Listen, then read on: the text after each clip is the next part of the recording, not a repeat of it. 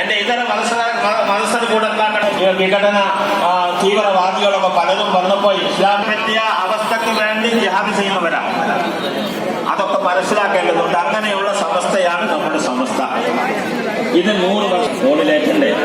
ഇതെല്ലാവർക്കും മുകളിലേക്കാൻ ഒന്നുമില്ല. അതാണ് നമുക്ക് പറയാനുള്ളത്. പ്രവർത്തനങ്ങളും നോക്കിയാൽ ഭൗതിക മേഖലയിലും അതിന്റെ പ്രവർത്തനങ്ങൾ ശക്തമായിട്ടുണ്ട്. ഭൗതിക വിദ്യാഭ്യാസം, പൊതുവെ വിദ്യാഭ്യാസം, മതപരമായ വിദ്യാഭ്യാസവും അതോടുകൂടെ മറ്റുള്ള ലോകത്തുള്ള എല്ലാ വിദ്യാഭ്യാസവും അത് ഞാൻ കൂടുതൽ നീട്ടുന്നില്ല. അതുകൊണ്ട് തന്നെ ഈ സമസ്ത ഉദ്ദേശിക്കുന്ന അവർ ലക്ഷ്യമിടുന്ന ഇപ്പൊ നമ്മള് പുതിയ ഒരുപാട് 15 ഇന പദ്ധതികൾ നമ്മൾ ആവിഷ്കരിച്ചിട്ടുണ്ട്. ഈ സമ്മേളനത്തോടു കൂടെ നടപ്പാക്കാൻ വേണ്ടി അതിനു വേണ്ടിയിട്ടാണ് നമ്മൾ തഹിയ്യ ആപ്പ് സൃഷ്ടിച്ചുകൊണ്ട് ഫണ്ട് സ്വരൂപിച്ചത്. പ്രതീക്ഷയിലധികം ജനങ്ങളൊക്കെ അതിനെന്താക്കിയിട്ട് അനുകൂലിച്ചിട്ട് അതിനു വേണ്ടിയിട്ട് സംഭാവനകൾ അർപ്പിച്ചിട്ടുണ്ട്. ഇൻഷാ അല്ലാഹ് നമ്മുടെ പദ്ധതികളൊക്കെ അതുകൊണ്ട് ഉടനെ തന്നെ ആ രംഗത്തേക്ക് ഇറങ്ങാൻ നമുക്ക് സാധിക്കുമെന്ന് പ്രതീക്ഷ നമുക്കുണ്ട്. നിങ്ങൾക്കത് കാണാം, ഉറപ്പ് തരികയാണ്. അങ്ങനെ സമസ്ത എന്ത് പറയുന്നോ എന്ത് വെക്കുന്നോ അത് ജനങ്ങൾ അംഗീകരിക്കുന്നുണ്ട്.